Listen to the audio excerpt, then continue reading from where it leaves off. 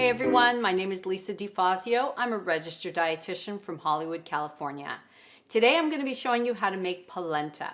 Polenta is basically cornmeal and it's used oftentimes in Italy as a base for many dishes. It's also used to substitute pasta. So I'm going to show you how to make the basic formula and then you can look for recipes on how to liven it up. So first, it starts off with water. It's very easy and similar to making cream of wheat or oatmeal. So all of this is going to be going on. 6 cups of water. You want to have a nice big pan, of course, to accommodate all of this water and the polenta because it's going to get very thick and creamy. Now I have 1 3/4 cups of polenta. Again, you can find this at any major market. And we're going to slowly whisk this in to the water. So as it gets hotter and hotter, it's going to incorporate in there and build up. It doesn't have too much of a flavor. It's going to have like a mild corn flavor. But again, it's really going to take on the flavors of whatever else you add to it.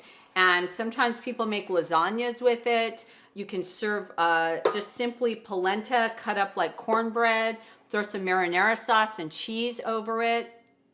I know I'm half Italian, and I know my father oftentimes would love to have this in the evenings or as an afternoon snack, and he would put tomato sauce and some mozzarella cheese and throw it under the broiler. So it's not a commonly known item, but again, very common as an Italian dish, and they have many creative ways to add things to it and to make it a more popular dish as far as an entree.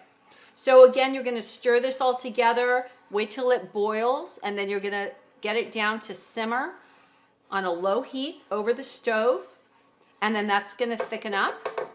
And once it thickens up, you're going to add a couple of tablespoons of salt, however salty you like it. I usually add about 1 or 2 teaspoons myself.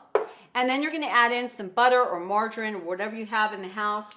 I use Smart Balance or any other type of lower calorie margarine, but again, you can just throw in some butter as well and mix that all in. So again, it's going to really thicken up over the stove, and then you can cool it down a little bit and serve it on a plate as is, or as I mentioned before, put different toppings on there. Tomato sauce and cheese are the most common. And there you have it. That's how you make polenta. I'm Lisa DeFazio. I will see you guys next time.